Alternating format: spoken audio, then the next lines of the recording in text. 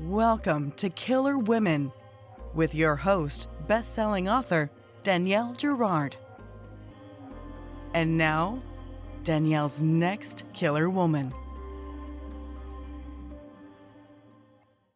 Welcome to Killer Women Podcast, a proud member of the Authors on the Air Global Network with more than 4 million listeners. I am your host, suspense author Danielle Girard, and my guest today is one of my favorite people, JT Ellison. JT is the New York Times and USA Today bestselling author of more than 25 novels and the Emmy award-winning co-host of the literary TV show A Word on Words. She also writes urban fantasy under the pen name Joss Walker.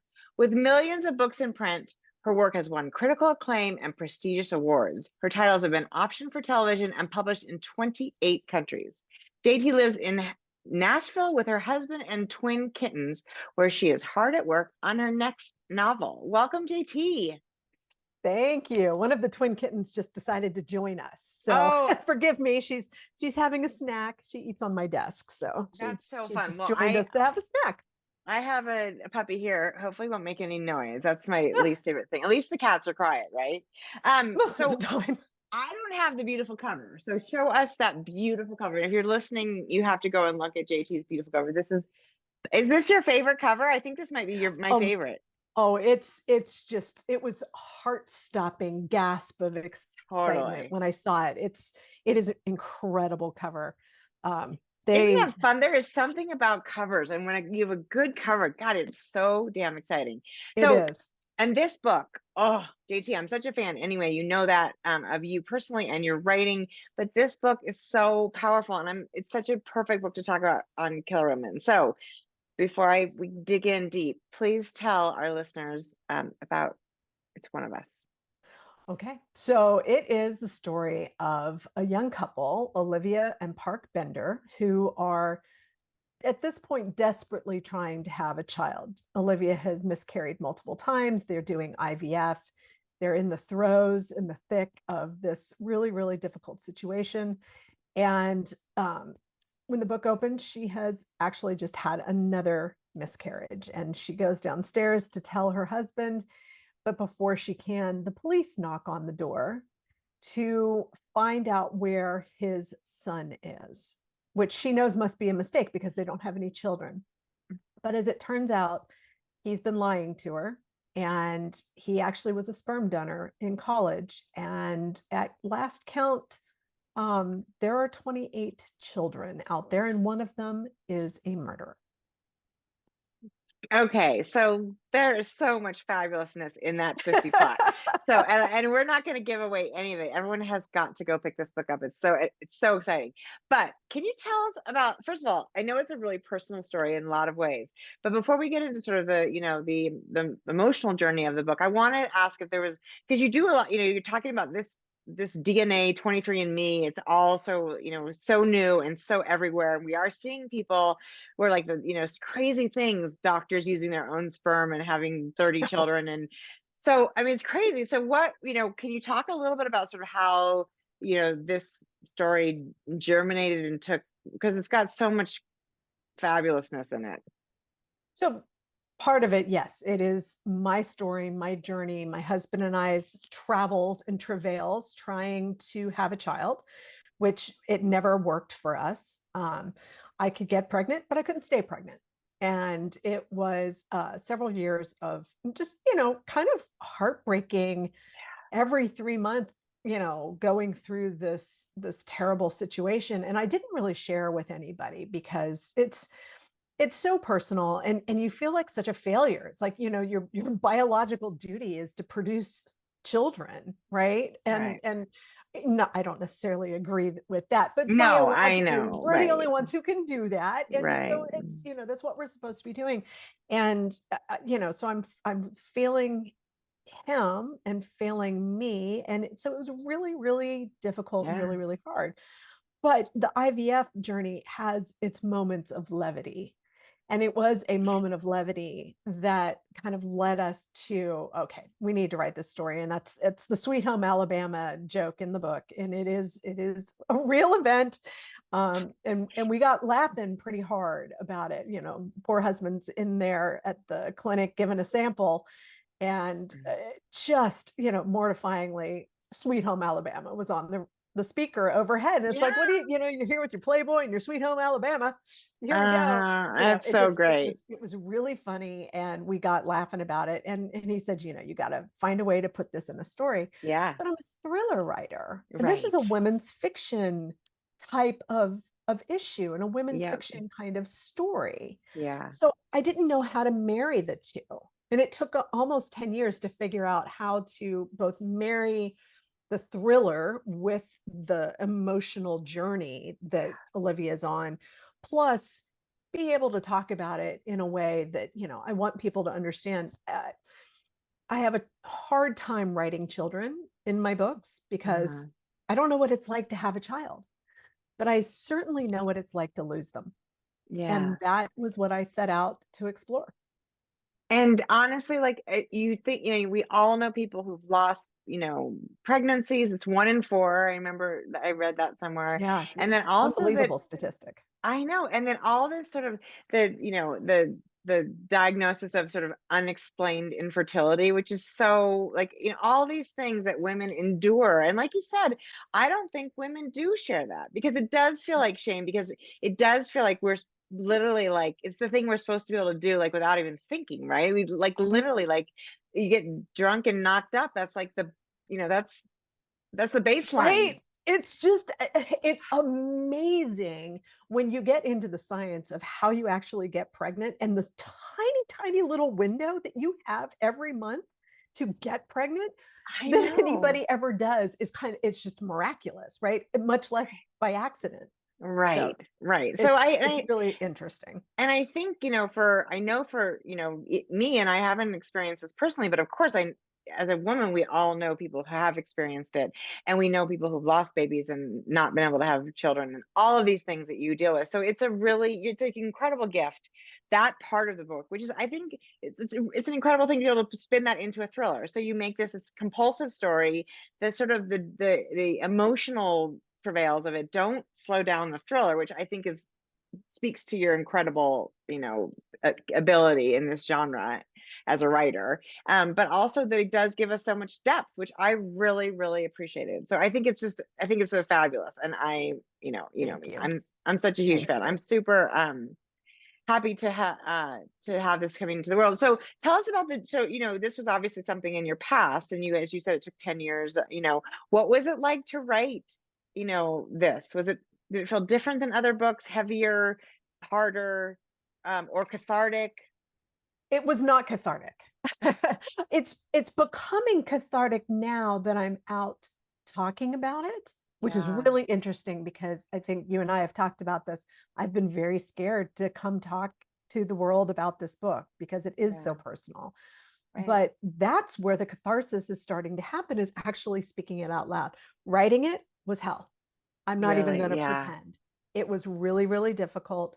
And I had to kind of gear myself up every time I was going to write something that had to do with this. And obviously, I couldn't stay in that state of mind for very long. So I got into the thriller aspects and the other points of right. view and all of that. And that made it a lot easier. Yes, You know, right. but I would write it in huge swaths, you know, 7,000 word days. And then I Oh my wouldn't touch it gosh. again for a week, and then come back and, you know, write 5,000 words in a day and then not touch it for a week. So, and I did that for several months and just kind of blurted out the draft, Uh-huh. and it came together much easier than my last book, which was great because the last book it was really, really difficult to write. So structurally difficult. This one Yeah, was emotionally difficult, but yeah. the process itself, it went pretty quick. I was surprised. Yeah, it's so interesting. I mean, it is interesting how I mean, it's like you think after all these books, JT, like we would think it's going to get easy, right? I mean, surely if Yeah, we do it right? 29 times, right? Aren't we going to finally be just like good at this? But that isn't the way it works, is it? No, it is not. It gets harder, and it gets harder for a number of reasons because for me, I'm trying to top myself. And every book that I write is the best book that I could have possibly written at that point, and I can't do any better. And all of a sudden, we're in a situation where I've written the book, right? This is the book that I've been waiting 10 years to write. I wasn't able to write it emotionally. I wasn't able to write it creatively, and I wasn't able to write it craft wise. I needed that time. I needed to learn, we learn so much with every book, right? We get better. We get better. And if we don't get better, we're doing something wrong. I agree. Yeah. But this one's my World Series, right? I definitely feel like I won the World Series with this, and I really hope people love it. Even if they don't, I have the creative satisfaction of knowing I leveled up. I emotionally leveled up as a person writing this, and I leveled up on the craft side as a writer as well. Yes. It's so generally you talk about sitting and writing in these bursts. That's not the way you normally write. So No. what's your, so talk about, like, I mean, not that there's a normal, right? That's the other thing about every book being a little different, a little harder, is that we would love to have it just be like, okay, I write from 10 to 2 and then I have the rest of, it isn't like that. But what what have been your experiences more generally? Are you somebody who comes to the computer every day to write? How has that been, Yeah, I've always shot for 1,000 words a day. Mm-hmm. That's always my goal, hit 1,000 words. At the very least, touch the manuscript every day, even if I'm only thinking about it. That's the advantage of holding our offices in our heads, right? We could touch it anytime we want. But the idea of, I used to write 1 to 4 every single day. That was like my time. I write more in the mornings now. I have found, I like to be at the computer with everything else done and taken off by about 10. And I write from 10 to 12, and I can get 1,000 words between 10 and 12. And then I feel like, okay, I'm going to go back in the afternoon and try some more. But if I don't get there, it's okay. Right. I've got my 1,000 words. Yeah, this one was different. I would sit down and I would start writing, and I would look up and it was 7 o'clock and dark, and nobody had eaten. And it's like, wow, I just got very, very much lost in the process of creating it, lost in the world with those characters, because it's such a fun morality of, what would I do if I was in this situation? And every character is faced with that question. What would I do? How would I handle that? And it was fun. I mean, that part of it was fun. Yeah. Well, I mean, it is interesting that it felt so different, because of the sort of, and that it worked. I mean, like you said, you finished it and you felt like it really held together, which sometimes when we change our process, the result is not always super positive. Right. And this was the first book that I did 40 scenes, which is a new outlining process that I'm using, which I learned, Mary Beth Whalen is the one who taught it to me, actually. It is, if you can put together 40 scenes, it's writer math, 40 scenes, even if it's just, a line of dialogue or an image. And my very first image for this book was Olivia walking down the beach. This woman walking down the beach. She had her arms tucked in. She was wearing chinos. She had really dark hair, and she seemed so sad. And that visual just stuck with me. And then, it's like a line of dialogue, or it is an opening line. There is blood again. I knew I needed that to be my opening line. Yeah. So you start layering those in, right? And when you get to 40 of them, technically you can take each one of them, write a scene. A scene is 2,000 words, and you've got 80,000 words of your manuscript right there. That's crazy. So you basically try, like, it's not even not outline exactly. It's not an outline. But you have to figure out where they go in relation to one another. Right. So you're kind of, you're creating them and ordering them. And that is interesting. Mary Whalen, would you say that? I'm sorry. Mary Beth Whalen. Mary Beth. And she got it from somebody else. It's one of those things that's been passed around and diluted, I'm sure, by the time it got to me.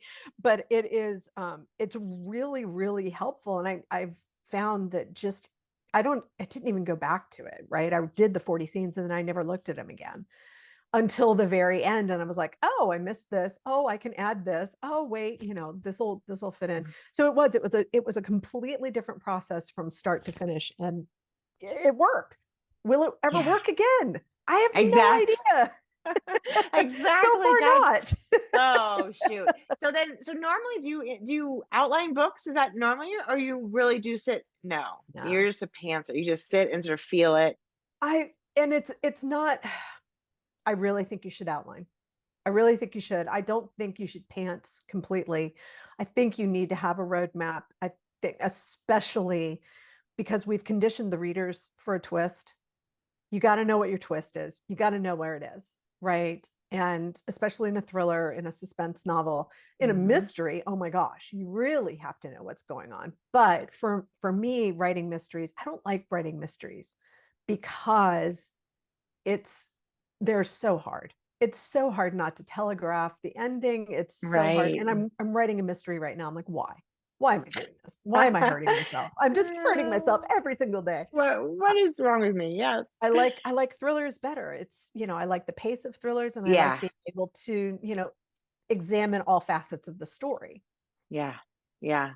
It is interesting when you talk about that. I think that is exactly right. It's really smarter to have an outline. I've never actually had an outline, but I usually do know, like you said, I know the ending. I usually have a scene in mind for the last conflict scene and the final twist, and maybe one or two other things. I'm not sure it's the best way though, but I don't know that there's really I don't know that you have a choice either. I think there's a No, I way that think you write. that is very true. And I have very good writer friends who are devotees of John Truby, who literally will not get anywhere near the page until they have 100-page outline. And that, I can't do that. I don't know the ending until the story is there. And I don't like sharing until I'm to that ending, because as just happened, I gave my agent some proof of life pages just just to show her, yes, I Yeah, have been yeah. working. I'm It's working. not that I'm not working. It's just the story isn't there yet. I can't see the story until I'm done. And then I can go back and see the story. So I write a real loose draft that's like 80,000 words, just to get myself to the end. And then Right. I go back in and figure everything out, and move things around, and, add 20,000 in the editorial process. I don't cut. Right. Yes, right. No, that makes total sense. I think that you're fleshing it out. You've got a Right. good solid skeleton, and you're just adding some flesh in it. So I guess I am technically outlining it, but just thoroughly, Mhm. very, Yeah. very, very thoroughly as I go Yeah. along. Yes, exactly. More like writing the draft of it as you write. Yeah, Exactly. that's the error assessment. Now, if you write, your 1,000 words, how do you sort of set yourself? One of the things I think is complicated is sort of setting yourself up for the next day so that you don't show up with the blank screen, Right. um, or you just don't sit there for 2 hours and think, I don't know what happens next. So how do you sort of give yourself a little, are you thinking about that before you get there? Do you give yourself something the day before? How do you do that? I am thinking about it before I get there. I like to go, I'm a circle writer. Um, I'll write something and then I circle back and read what I wrote, and then I move forward and I circle back. So I'm constantly one step forward, two steps back, that's helping it grow. And that's just how I write. I cannot help myself doing that. And when I do that, I start making notes. Right. And it's like, oh, wait, this needs to happen. Oh, don't forget this. Oh my gosh, the woman's mother died and you didn't mention her funeral. Just silly things that it's like, right, how right, could you have forgotten that? That would be the first thing that they talk about, is the right. funeral. Things that I miss. So that's how I do it. I circle back, and so I'm never really stuck of what do I do next, because I can always go back a few chapters and kind of edit my way forward. Towards what's next. Yeah, Yeah, you've towards got what's coming next. And then there it are is. times when I was like, I know I'm going to write X scene, and I'm thinking about it over breakfast, and I'm thinking about it while I'm checking my email one last time, and I'm like, all right, here we go. Yeah. It just depends. And actually it's really fun, right? When you know exactly what the scene is going to be, and it's just taking shape in your brain. And Yeah. so now, what basically what happens on the day when you don't get, you just really do feel stuck? Do you feel like the circling is what kind of keeps you moving forward? Or are there days You when you know, legit don't write any, I mean, you just cannot get a no, there word are out? certainly days where I legit don't write anything. I mean, days Yeah. where I get stuck in the Instagram, email, Twitter. I need to read this. I need to work on my schedule. What am I doing? My Right. calendar is very soothing to me. Working on my calendar has always been a self-soothing thing for me. Which I love that. A is little, kind of is bizarre, your, but is your calendar you must write it out then, or is it all I online? have I have like 5 versions of the calendar. It's really that's something I'm looking for this year, is to find a way to only have like one. But I have the, online iCal, but I also have a calendar in Trello, and I have a calendar in To Do. And I'm duplicating effort in both places because I have different team members that use different things, Right. and I'm trying to keep, and I actually have 2 of the same calendar in 2 different Trello boards for 2 different people. So it's really, I've got to find a better process for having everybody looped into the same calendar. Right. Um, and then, people add me to a Google Calendar, and then all of a sudden there's all this stuff. And, Right. it's really, calendar management is, I think, a huge part of this. Well, it's like project management. I mean, I think It people sort is. of people disregard the fact that, that once it's not just about writing the book, right? I mean, here we are, like literally 3 weeks from the release of this book, which is so exciting, but the heat is on. I mean, you are like, I mean, it's interviews, it's social media, it's getting, responding to reviewers and arcs. And I mean, talk a Yeah. little bit about what the day in the life of you is these last couple of weeks. It's really funny because I woke up this morning and went, "Oh my gosh, we're in it now. This is it. It's coming. It's coming in 3 weeks. It comes out the 21st. It's 3 weeks away." And I have Which 2 will of actually be the day this airs. So as you're listening to this, right, it is airing on the 21st. So this is pub day. You should have Happy that birthday. copy. Happy book birthday, JT. So, but yeah, you're in it. You're right in it. I'm in it. So I finalized all the last bits of the schedule last night. I have 25 events. I've already done 3. So I have 25 to go, 24, 23 now once we hang up. Because I had 2 today, I've got 1 Friday, and then next week I've got a couple. And so it's kind of spread out. There's half of it's digital, half of it's in person, which is great. I'm actually getting to Nice to go be on the back. And road. yeah. I'm So thrilled. where I'm are you actually going to go to some going? bookstores. What cities are you? I know we can find it all on jtellison.com, but tell people where you're going to be. Okay, so technically last night, since this is the Right. 21st, last night we had Parnassus, had the launch party at Parnassus. Okay. And then I'm going to Seattle this week for Winter Institute at the American Booksellers Association, ABA. So fun. Really excited. I've never been to Winter Institute, so I'm super stoked about that. So And then fun. next week, I'm Tuesday at Poison Pen, Wednesday at Murder by the Book in Houston, Thursday at M. Judson in Greenville, South Carolina, and Friday on Polly Island at Litchfield Books. And then the following Monday at Writer's Block in Winter Park, Florida. Okay, so you just like talked about doing an event every day and moving. And those places aren't like you're flying. You're flying from one Right, to the other. I mean, that right. is right. It What is that? is, It's exhausting. It's such a different energy than we use. it is controlled chaos, right? The car service is usually at 4:30 or 5 in the morning. So you're rolling out of bed, rolling into a car, rolling to the airport, rolling onto a plane, getting off a plane, getting in a car, going to a hotel, doing, probably 1 or 2 little chat things or local media.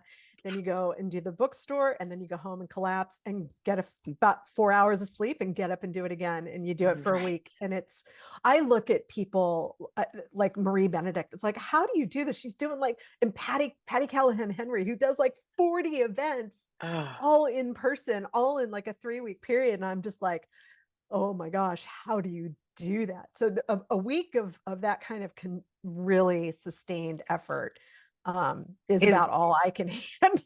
well, and it's going to be, I wonder how it'll feel because, right, I mean, for the last few years, we really have not had So I sort of feel like my ability to be like sharp and in person and all those things, it's kind of faded a little. I'm a little less sharp than I was once. Well, I'll tell you, one of the things that I have always requested since I learned how much I love this is doing things in conversation with other writers. Yes. Not only does it help, it gets their book out in front of a new audience, it gets my book out in front of a new audience, but the dynamic of actually being able to talk to somebody instead of me just coming up to a podium and droning on, being Right. interviewed, Right. it's just 1,000 times more dynamic, and it takes a little bit of that stress away of the performative aspect of I need to entertain a room. Yes, I need to be You're funny. I need to be charming. I need to be exactly right. Yeah. Yeah. exactly.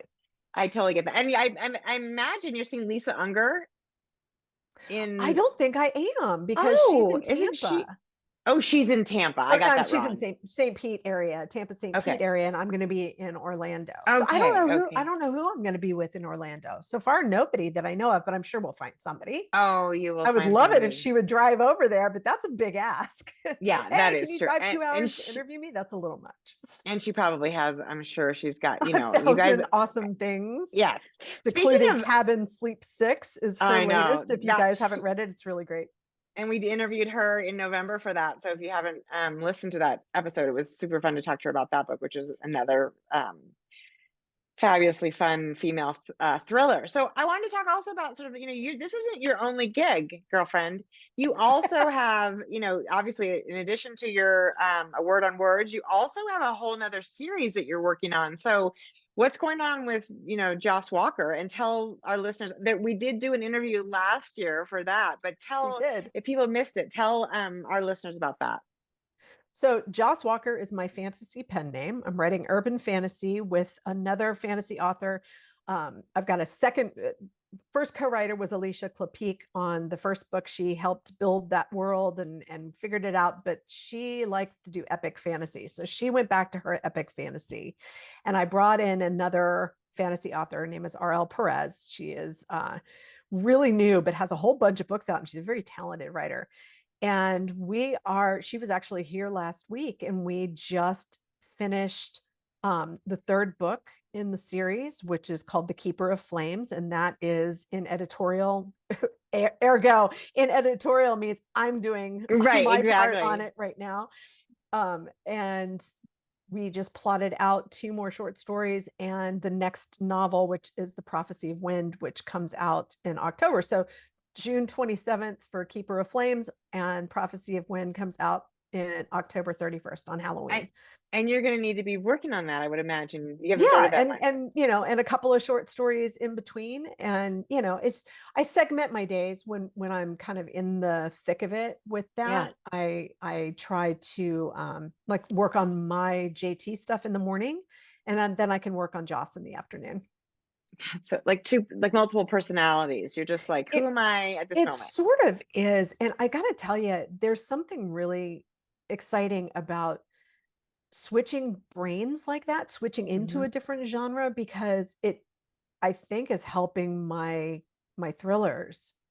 I think it refreshes, and it's such a different world, and it's such a different kind of tone.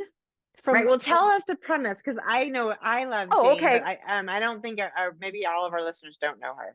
So the series we're working on right now is Jane Thorne, CIA librarian.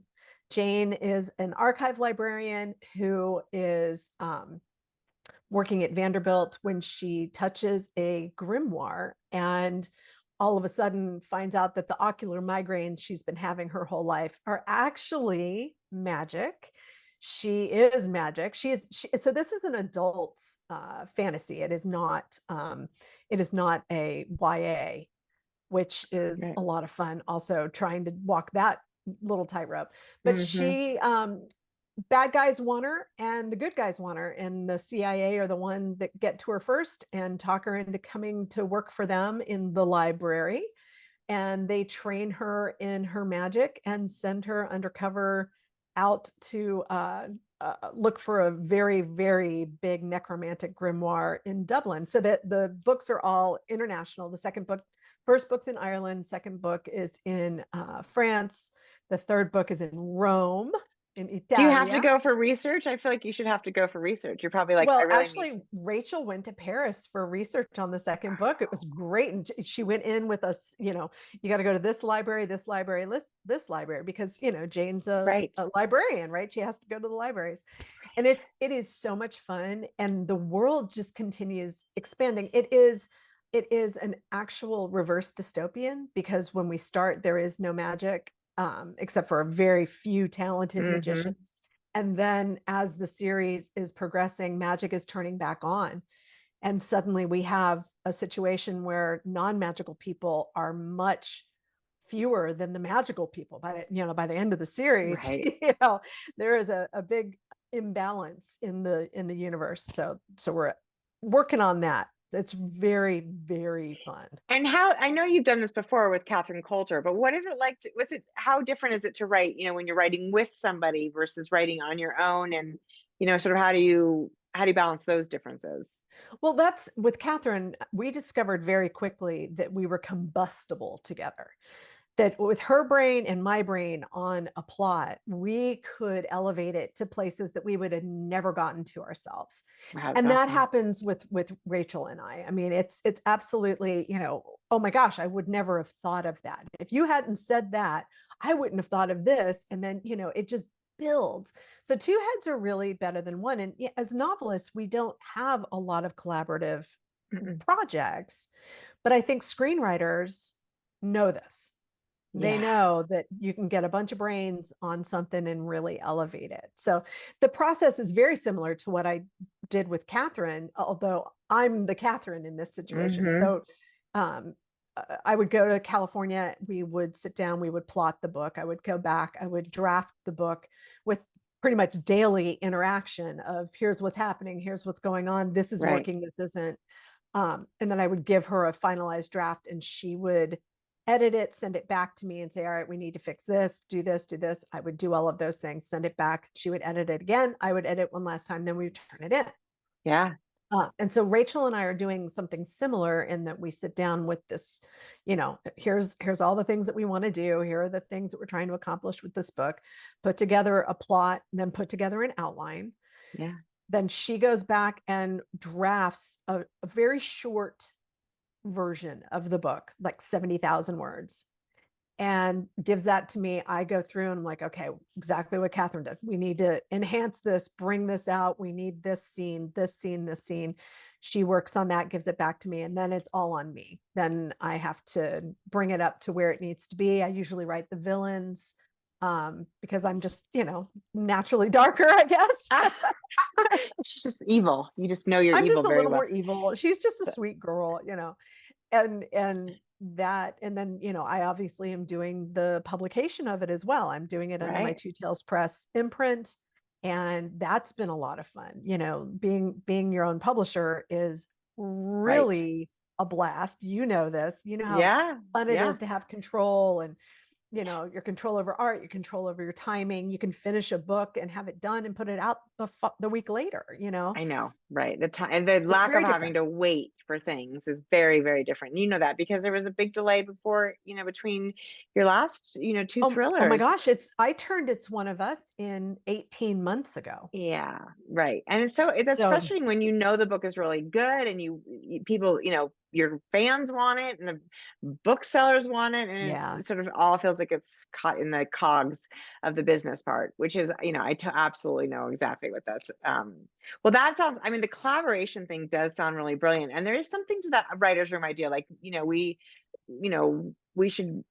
I don't know how we would do it, but we could like put our brains together and like plot a book, and then I could write mine, you could write yours, or you know what I mean? Like there's almost something. It's basically just a critique group. I mean, you can sit down and actually bang out some ideas, and you have to have people you trust. You have to have people at a certain level who, can absolutely bring to the table what you need. You and I have done this. You and I have gotten on the phone and been like, all right, I'm stuck in this situation. What do I do here? How do I fix this? You helped me fix Her Dark Lies. I mean, it was just absolutely amazing to be able to hang up and be like, all right, I have an idea of how to move forward. Those collaborations are really, it's out today too. in mass market paperback. paperback. Her Dark I Lives is love out in it. mass market paperback today. Well, So that's we've got, wonderful it's too. One of Us in hardcover and Her Dark Lives in mass market. It's a And those are big day. both beautiful, beautiful books. I love I her Dark Lives cover too. Sean Capitan is my artist, and he is absolutely off the hook. He's so good and really gets me and takes my input on things, which is really nice. But it's One of Us. I mean, he nailed that. I mean, he He got did that on. out of the park. It's so beautiful. It's It's just so really, cool. It's just so cool. it's so fabulous. It's such a, and One it's of such those an they showed amazing me, book. and I was like, we're done. Yeah, it's like, Don't do anything to that. They're like, no, maybe. I'm like, no. Seriously, Yeah. it's perfect. Don't do anything. Leave it.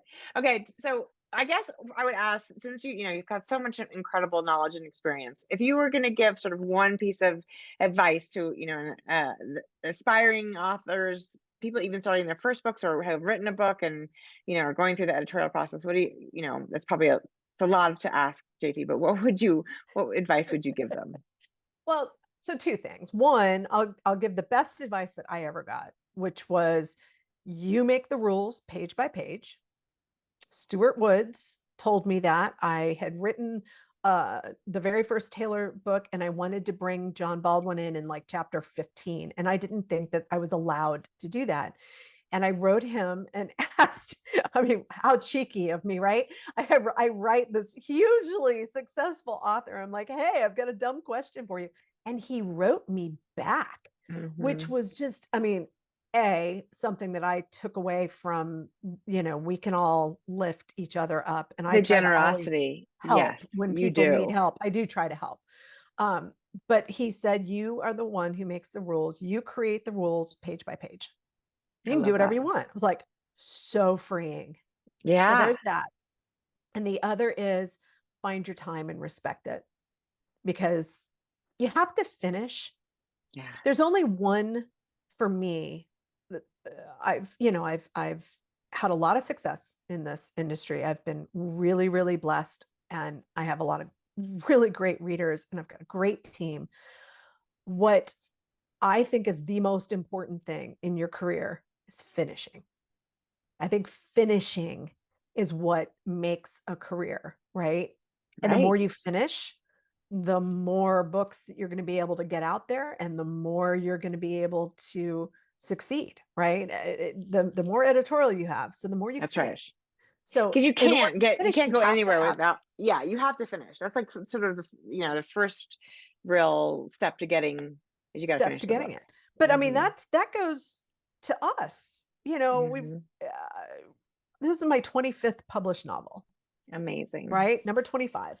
And the reason I have 25 books from 2007 to now is because I found my time, and I respected my time, and I used that time wisely, and I finished. Yeah. And I make everybody else, respect, hey, this is when I'm working. And that is a huge, huge help. So if you can find that discipline early, all the really successful authors, man, they get up, they are after it at 7 a.m. with their cup of coffee. And I am not that writer. Yeah. I want to be that writer, but I am not that writer. Right. So I've had to find a time that creatively works for me. And that's more the late mid-morning and late afternoon. Yeah. Yeah. I mean, you have to, and I think you're right. I mean, I wrote the first books after a full day. It was work in finance. And, really pretty much, the first book, I guess, was written before my daughter was born, but after that, it was also with, sort of juggling babies. But you just would find, like an hour and a half or whatever it was, and, use that time, and then, eventually get to the end, like you said. I think that's just great advice. So, okay, we know that we've got a lot of Joss Walker to look forward to this year, 2 new books. So that's incredible. And those are going to be books 3 and 4. So tell us, is that your kitty? Jameson, stop. She's playing on some tissue paper. Oh my gosh. That's hilarious. I Okay, actually can't. so She seems very ask me quiet. that again. So we've got So I the was Joss just saying, we Walkers. got 2 Joss Walker books. Now, what is next for JT Ellison? Okay, so what's next for JT Ellison? I have written a Taylor Jackson novel, the 9th Taylor Jackson. Oh my which gosh. I really needed to do. I just needed to kind of close the door on that. I still need to write another Sam novel and close the door on the Sam series. But since I've switched from series to standalones, it just felt like I really needed I to get do. that. Yeah. So that's I think going to come out April 30th.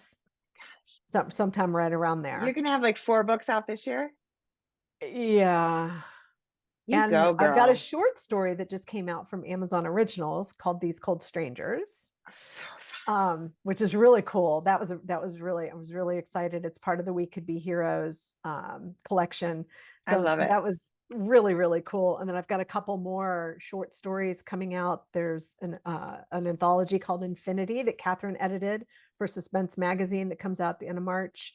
And another one, In These Hallowed Halls, which is a dark academia by Which Marie you Raymond. love. Yeah. That's coming out. Yeah, I really do. That's coming out in September.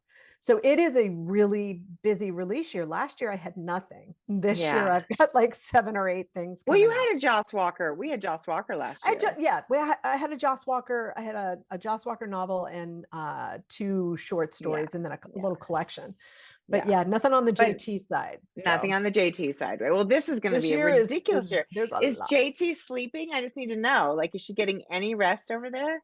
JT gets a lot of sleep, and I think that's why she's able to do what she That's does. that's a really good point too, right? None of us is all that good without a lot of sleep. So brilliant. No, it really, you need that. There's a lot of creative energy that I think is repaired with sleep.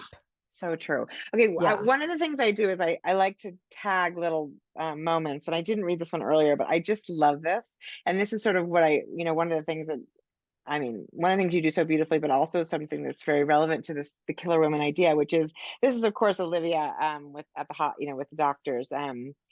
They say, of course, how are you feeling, Olivia? I'm fine, though she is anything but. It's a reflex answer. I'm fine, but I'm not. I'm sorry, though I did nothing wrong.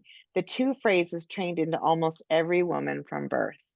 And I think that, there's those moments when you strike something, I think, for your readers. And I have to imagine you're going to hear from a lot of readers who are very grateful for this book and for the conversations you're having. But isn't that so universal that we are taught to apologize and to And dismiss suppress our our emotions. yes and just Because be if we fine. show our emotions, then we're hysterical. That is so funny. That is the book I'm working on right now, is a woman whose parents told her she was hysterical, and she's become quite repressed about it. So it's It can really cause problems. it might come back to bite everybody if yes, but it is really true. I think that is a really, and that, so and you do that beautifully throughout the book, but that was the one that I was looking at this morning that I wanted to read out loud, because I just think yes, that's exactly right. And as women, I love when we see ourselves in books, whether it be good guys, bad guys. I think we're all some combination of both, and I think it's it's really heartening to see like a piece of yourself in something else and be like, okay, it's not just me. I'm not, I'm not Right. We're crazy, not right? alone in this. We're not alone in this. And that's, No, I mean, if there's any message to this, we are not alone. You are not alone.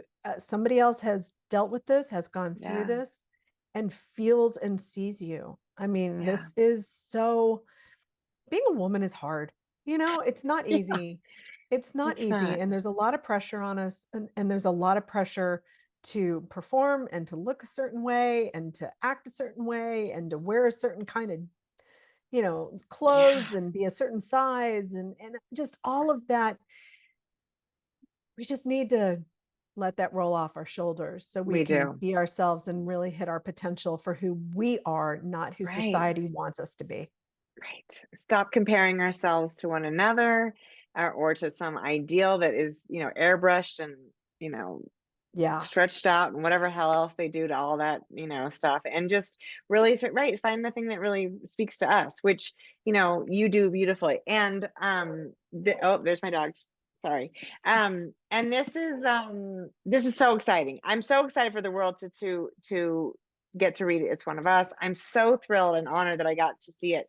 I got it so early that it didn't even have its gorgeous cover You yet. got the white, yep, you got the white galley. That's, I And, mean, that's the super secret, that's super right. secret special galley That's that, right. That's doesn't even right. have a cover yet. It It's doesn't so have a secret. cover. It was, anyway, it was such a treat. And JT, I adore you. It's always so fun. I'm going to see you, I hope, at Thriller Fest this I year. will be at Thriller Fest. I will be So, at Thriller Fest this year. I'm so yay! We're excited. back. We're back. We're Well, I back. love it. And in the meantime, everybody go out and find It's One of Us. You can find jtellison.com. She's at Thriller. Check it. Instagram. And what are you on Facebook? JT Ellison 14 on Facebook, and Okay. then Thriller Chick on Instagram and Twitter. On Twitter. Okay. Anyway, what a treat always. I got to see JT and her husband Randy and my husband Chris. We all had dinner when I was in Nashville for my birthday. So that was a super, super fun treat. So It was great. It we was had, really except for great. the restaurant. That's another story for another time. We just picked a very strange place, but So much food. we won't talk about that too much more. But anyway, everyone, thank you so much for joining us on Killer Women, and we will see you next time. Bye.